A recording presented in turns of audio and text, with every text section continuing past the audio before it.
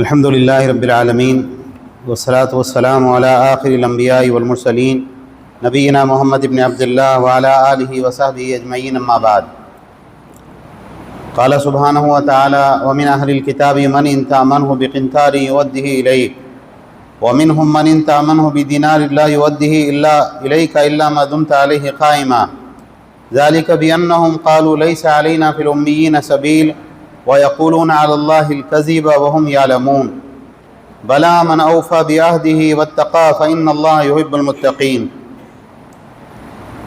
محترم حضرات، سورہ آل عمران کی آیت نمبر 75 اور 76 آپ حضرات کے سامنے تلاوت کی گئی۔ ان آیتوں میں اللہ رب العالمین نے فرمایا کہ اہل کتاب میں سے بعض لوگ ایسے ہیں۔ اہل کتاب کون؟ یہودی، عیسائی، عام طور سے ان پر ان کا اطلاق ہوتا ہے۔ تو اہل کتاب میں سے بعض لوگ ایسے ہیں کہ آپ ان کو خزانے کا ذمہ دار بھی بنائیں تو وہ برابر آپ کی امانت آپ کے پاس میں لوٹا دیں گے۔ آپ نے ان کو بہت سارا سونا چاندی خزانہ بھی ان کو دے دیا کہ ذرا میری امانت رکھیے، ذمہ داری دے دی، برابر آپ کی چیز آپ کو واپس لوٹائیں گے۔ وَمِنْهُمْ مَنْ إِنْ تَأْمَنْهُ بِدِينَارٍ لَا يُؤَدِّهِ إِلَيْكَ إِلَّا مَا دُمْتَ عَلَيْهِ قَائِمًا، اور بعض ان میں ایسے ہیں کہ اگر ایک دینار بھی آپ ان کو دیں امانت کے طور پر، قرض کے طور پر، کاروباری معاملات میں، تو وہ آپ کو لوٹانے کے نہیں، الا یہ کہ آپ ان کے سر پہ مستقل کھڑے ہو جاؤ، لائیے میرا پیسہ دیجیے، لائیے میری امانت لوٹائیے، تو شاید مجبور ہو کہ وہ آپ کو دے دیں، ورنہ وہ معاملات میں اتنے خراب ہیں کہ ایک دینار بھی اگر واپس کرنا ہے نا وہ دینے کے نہیں۔ ایسا کیوں ہے؟ ایسا اس لیے ہے، اللہ تعالیٰ نے فرمایا اس لیے کہ وہ لوگ یہ بات کہتے رہتے ہیں آپس میں، لیس علینا فی الامیین سبیل، ان امیوں کے بارے میں، ان جاہلوں کے بارے میں ہمارے اوپر کوئی گناہ نہیں، ان کے ساتھ کیا بھی کرے تو سب چلتا۔ اللہ تعالیٰ نے کہا وَيَقُولُونَ عَلَى اللَّهِ الْكَذِبَ وَهُمْ يَعْلَمُونَ، یہ اللہ پر جانتے بوجھتے جھوٹ باندھ رہے ہیں، ان کو معلوم ہے کہ یہ بات غلط ہے، پھر بھی اللہ کے اوپر جھوٹ بول رہے ہیں کہ گویا اللہ کی شریعت میں ایسا ہے کہ ان لوگوں کے ساتھ، عربوں کے ساتھ کچھ بھی معاملہ کیا جائے تو کوئی فرق نہیں پڑتا۔ اللہ تعالیٰ نے کہا ایسا نہیں، بلا من اوفی بعہدہ واتقی فإن اللہ یحب المتقین، ہرگز نہیں، بلکہ جو شخص اپنے وعدے کو پورا کرے، اپنے معاہدے کو پورا کرے اور اللہ سے ڈرتا رہے تو بے شک اللہ تعالیٰ متقی لوگوں کو، پرہیزگار لوگوں کو پسند فرماتا ہے۔ ان دونوں آیتوں کی تفسیر میں جو اہل علم نے بات کہی ہے وہ کیا ہے؟ دیکھیے اللہ تعالیٰ کیسے انصاف کرنے والے ہیں۔ یہودی کون ہیں؟ اللہ کے دشمن ہیں، اللہ کے رسولوں کے دشمن ہیں۔ یہودی وہ قوم ہیں جنہوں نے کہا نعوذ باللہ ثم نعوذ باللہ کہ ید اللہ مغلولہ، اللہ کے ہاتھ تو بندھے ہوئے ہیں۔ اور یہودی وہ لوگ ہیں جنہوں نے کہا ان اللہ فقیر ونحن اغنیاء، اللہ غریب ہے ہم مالدار ہیں، نعوذ باللہ۔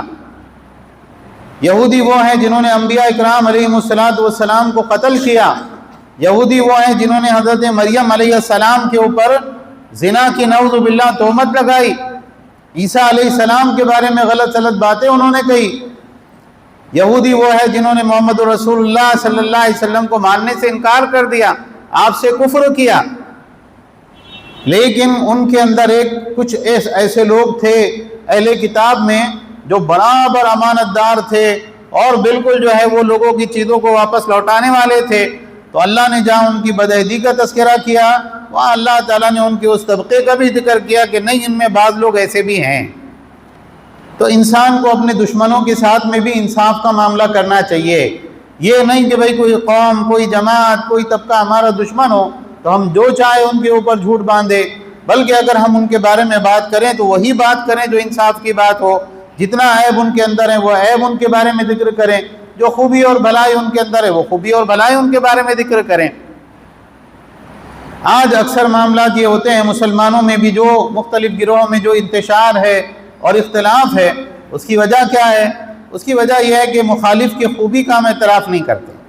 ہم کیا کرتے ہیں کہ بھئی ایک انسان دشمن ہے، دینی اعتبار سے اگرچہ ہمارا دشمن ہو تو ہم بعض مرتبہ دنیا بھر کے عیب اور برائیاں ان کے متھے منڈ دیتے ہیں، وہ تو ایسے ہیں، حالانکہ وہ عیب ان کی ذات میں نہیں ہوتے، بلکہ بہت سی خوبیاں بھی ان کے اندر ہوتی ہیں۔ اللہ تعالیٰ کو امانت داری بہت پسند ہے۔ ایک انسان کسی سے کوئی معاملہ کرے، کسی کا قرض لے، کسی سے امانت لے تو برابر امانت حقدار کو لوٹائے، قرض لے تو برابر قرض ادا کرے۔ یہ خوبی اللہ تعالیٰ کو بہت پسند ہے، اور یہ وہ ایسی خوبی ہے کہ انسان کے دنیا کے اندر بھی یہ خوبی اس کے بہت کام آتی ہے۔ دیکھیے جس کے معاملات صاف ہوتے ہیں، اگر وہ انسان ایک سے دوسری تیسری مرتبہ کسی سے قرض مانگے، آدمی بولتا بالکل لے جاؤ، اور زیادہ لے جاؤ، آپ کو اور ضرورت ہوگی تو آپ لے جاؤ۔ اور انسان قرض لے اور واپس نہ لوٹائے تو انسان کیا بولتا؟ بھائی معذرت، ہمارے پاس میں نہیں ہے۔ اس لیے انسان کو حقدار کو اس کا حق لوٹانا چاہیے۔ صحیح بخاری میں ایک روایت ہے، بنی اسرائیل میں، یہی اہل کتاب میں، ایک مرتبہ یہ ہوا کہ ایک آدمی دوسرے سے قرض مانگنے کے لیے آیا، بولے بھائی میرے کو ضرورت ہے، مثال کے طور پر رقم میں ہو سکتا بھول رہا ہوں، 1000 دینار مجھے دیجئے۔ بولے ٹھیک ہے، آپ گواہ لے کے آؤ۔ بولے گواہ میرے پاس میں کوئی نہیں، اللہ ہی گواہی کے طور پہ کافی ہے۔ اچھا کوئی ضامن لے کے آؤ، ضمانت دار، جو آپ نہ دیں تو پھر ہم اس سے لیں۔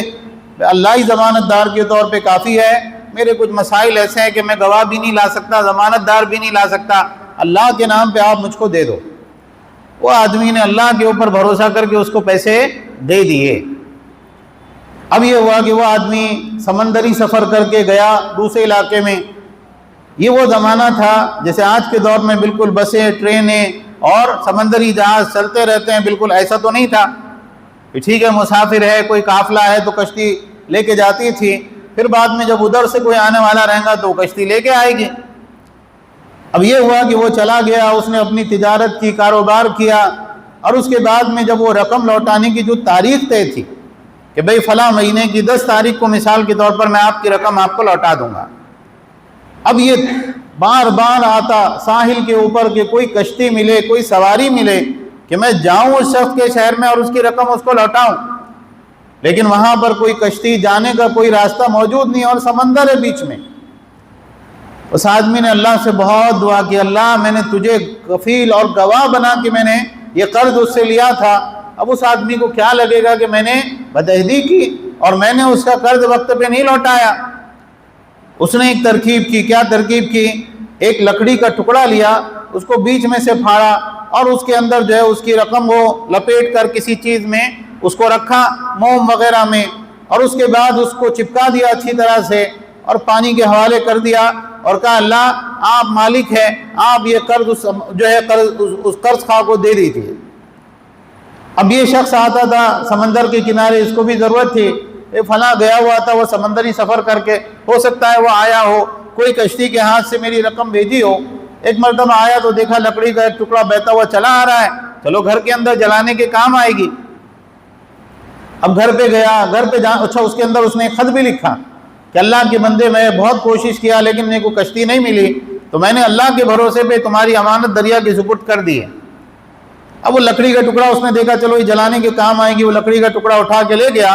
جب لکڑی کا ٹکڑا جو ہے اس کو پھاڑا تو اس کے اندر سے وہ خط بھی ملا اور وہ دینار بھی ملے۔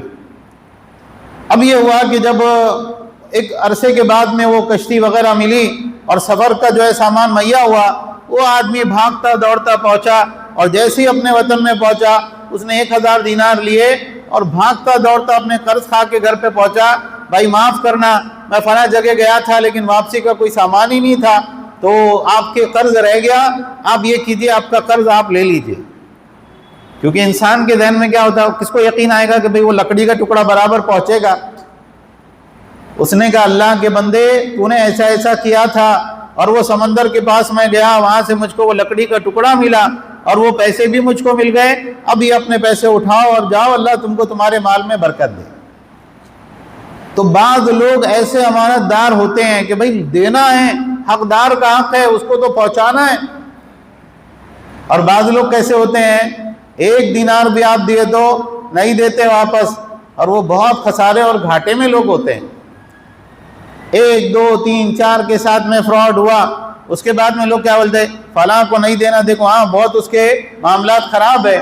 اب بعض مرتبہ یہ بیماری میں، مصیبت میں، تکلیف میں مانگتا پھرتا ہے لوگوں سے کہ تھوڑے پیسے دے دو، کوئی بھی آدمی اس کے اوپر بھروسہ اور اعتبار نہیں کرتا، اور وہ بڑی تکلیف اٹھاتا ہے دنیاوی زندگی میں بھی۔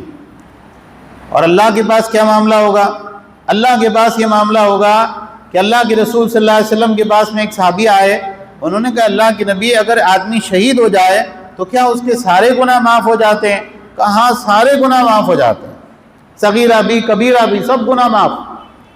جب وہ جانے لگا تو اللہ کے نبی صلی اللہ علیہ وسلم نے اس کو بلایا، اور بلانے کے بعد میں اس سے کیا کہا؟ الا الدین، قرضہ معاف نہیں ہوتا، ابھی جبریل علیہ السلام مجھ کو یہ بتا کے گئے۔ تو ہمیں کیا کرنا چاہیے؟ ایسے نہیں بننا چاہیے جن کی مذمت اللہ نے کی ہے۔ ہم کو یہ کوشش کرنا چاہیے کہ ہمارے معاملات صاف رہیں۔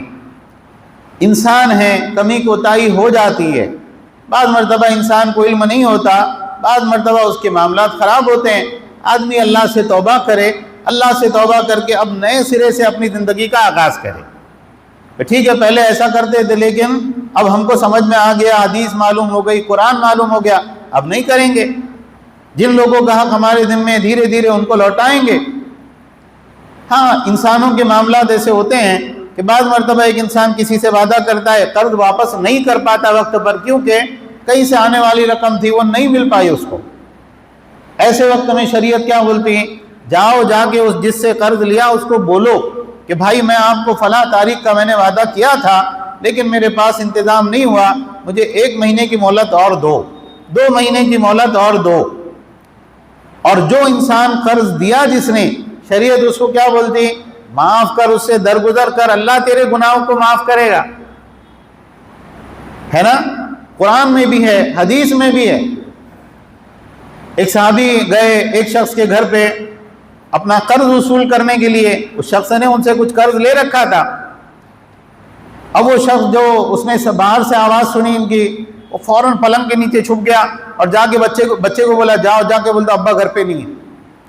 اور وہ بچہ باہر آیا، دروازہ کھولا، بولے ابا بول رہے ابا گھر پہ نہیں ہے۔ تو ان صحابی نے سمجھ گئے، انہوں نے کہا فلانے تجھ کو اللہ کا واسطہ میں کہتا ہوں تو باہر آ۔ اور وہ بیچارہ ڈرتا جھجکتا باہر آیا، تو انہوں نے پوچھا سچ بتانا تجھے اللہ کا واسطہ، تیرے پاس میں پیسے نہیں ہیں میرا قرض چکانے کے لیے؟ کہ اللہ کی قسم میرے پاس میں آپ کے پیسے دینے کے لیے کچھ بھی نہیں ہے۔ انہوں نے وہ جو قرض کا جو وہ تھا پرچہ تھا اس کو وہیں اس کے سامنے پھاڑ کے پھینک دیا کہ جاؤ اللہ کے لیے تمہارا قرضہ معاف۔ اور اللہ کے نبی صلی اللہ علیہ وسلم نے کہا ہے کہ ایک آدمی کا انتقال ہوا، اس کی موت ہوئی، اللہ تعالیٰ نے فرشتوں نے جو ہے اللہ تعالیٰ نے کہا دیکھو اس کے نامہ اعمال میں کوئی نیکی ہے۔ فرشتوں نے اس کا نامہ اعمال کھنگالا، اس کے نامہ اعمال میں کوئی نیکی، زندگی میں اس نے کوئی بھلا کام نہیں کیا۔ ہاں ایک نیکی اس کی تھی، کیا نیکی تھی؟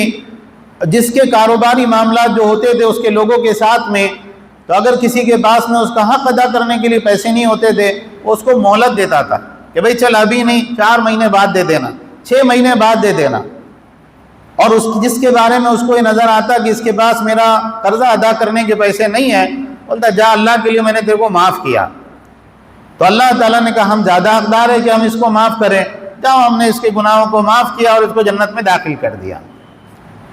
تو اسلام یہ سکھاتا ہے کہ بھئی جو ہے قرض یعنی جو حقدار ہے، جو قرض خواہ ہے لینے والا ہے، اس کو بولتے تو ادا کر برابر، معافی نہیں ملے گی اللہ کے پاس میں۔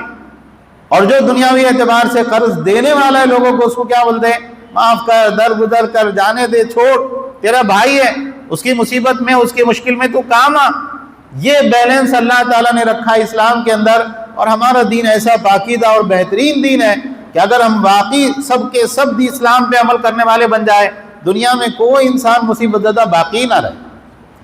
مصیبتیں اور تکلیفیں کیوں آتی ہیں؟